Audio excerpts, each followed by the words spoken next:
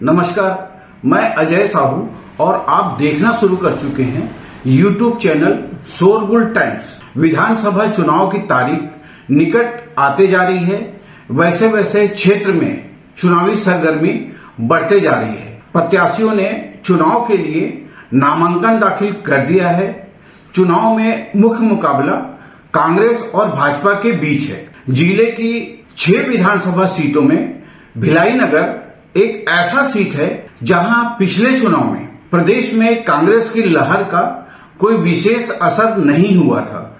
कांग्रेस प्रत्याशी देवेंद्र यादव 2849 वोटों से चुनाव जीतकर विधायक निर्वाचित हुए थे। उन्होंने भिलाई नगर निगम के मौजूदा मेयर होते हुए यह चुनाव लड़ा था। निर्धारित चुनाव कार्यक्रम के अनुसार 17 नवंबर को चुनाव है। इस चुनाव के लिए कांग्रेस ने दोबारा देवेंद्र यादव को चुनाव मैदान में उतारा है।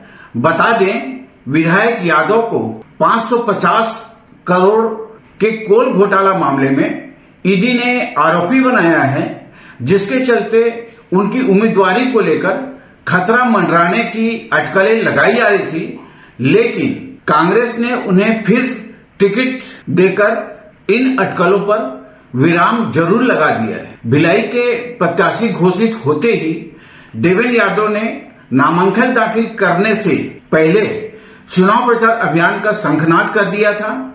उन्होंने अपने इस चुनाव प्रचार अभियान को विश्वास यात्रा का नाम दिया हुआ है। उनके चुनाव प्रचार के दौरान युवाओं की फौज उनके साथ नजर आ रही है। वे मतदाताओं से सीधे संपर्क कर चुनाव में विजयी बनाने एक बार फिर हाथ जोड़ रहे हैं। विधायक यादव के चुनाव प्रचार में शहर में अब भोपू की आवाज भी सुनाई देने लगी है। वहीं वे मतदाताओं को रिझाने कोई कसर बाकी नहीं छोड़ रहे हैं। बावजूद अब तक उनके पक्ष में चुनावी माहौल बनता नजर नहीं आ रहा है। पिछले चुनाव के मुकाबले उन्हें कड़ा टक्कर का सामना इस बार करना पड़ रहा है। कांग्रेस प्रत्याशी यादव ने मेयर चुनाव जीतकर अपनी राजनीतिक पारी की शुरुआत की थी। भिलाई की राजनीति में एक युवा नेता के रूप में उनका चेहरा उभरा था। इसका लाभ कुछ हद तक पिछले चुनाव में मिला था। भिलाई के वोटर को विधायक यादव से काफी उम्मीद थी, लेकिन भिलाई वासियों की उम्मीदों पर वे सिर्फ खरा उतरने की कोशिश करते रह गए। हाउस लिस्ट मामले में पंजीयन को रजिस्ट्री का नाम देकर चुनावी लाभ लेने की पूरी कोशिश की, लेकिन वे गच्चा खा गए।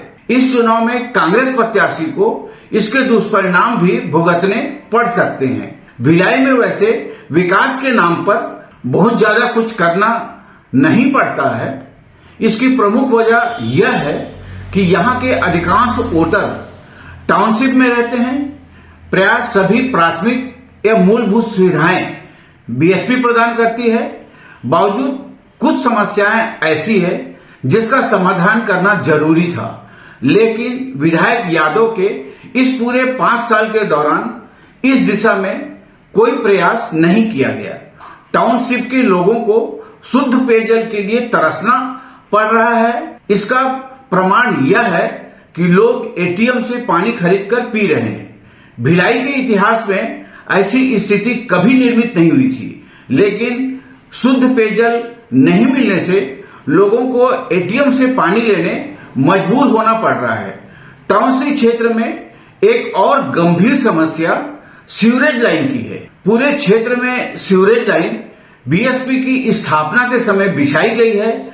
वर्षों पुरानी सीवरेज लाइन होने से लोगों को आए दिन इस समस्या से जूझना पड़ रहा है। खासकर बारिश के सीजन में लोगों की परेशानी और बढ़ जाती है।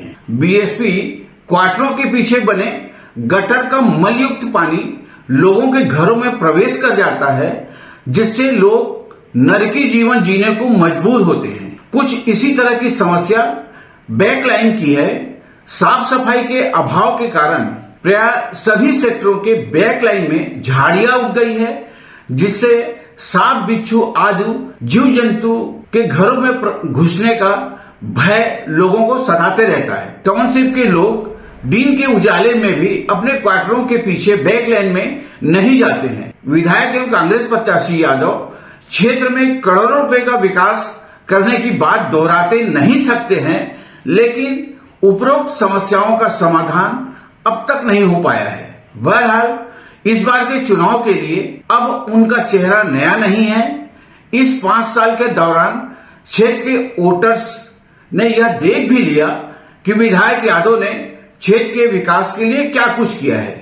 इस बार के चुनावी परिणाम के बारे में अभी कुछ कहना ठीक नहीं होगा, लेकिन इतना जरूर कहा जा सकता है कि कांग्रेस प्रत्याशी देवेंद्र यादव के चुनावी राह इस बार आसान नहीं है। भाजपा ने भिलाई नगर विधानसभा क्षेत्र से भाजपा के कद्दावर नेता पूर्व मंत्री प्रेम प्रकाश पांडेय को फिर मौका दिया है। इसका महत्वपूर्ण कारण यह है कि पिछले चुनाव में प्रदेश में कांग्रेस की हवा चलने के बाद भी वे बहुत कम मतों से पराजित हुए थे। भाजपा प्रत्याशी पांडेय की राजनीतिक कर्मभूमि भिलाई ही है। छत्तीसगढ़ राज्य अलग होने के बाद हुए विधानसभा चुनाव में भाजपा ने उन्हें प्रत्याशी हर बार घोषित किया है। प्रदेश में 15 साल भाजपा के शासनकाल में वे महत्वपूर्ण पदों पर रहे हैं। एक राजनेता के रूप में प्रेम प्रकाश पांडेय की अपनी एक अलग पहचान है।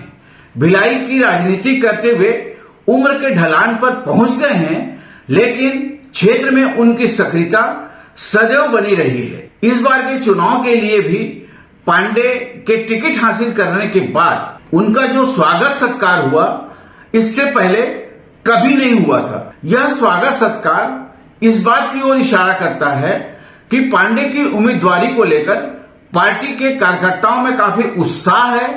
भाजपा प्रत्याशी पांडेय की नामांकन रैली का नजारा भी इस बार देखते ही बना।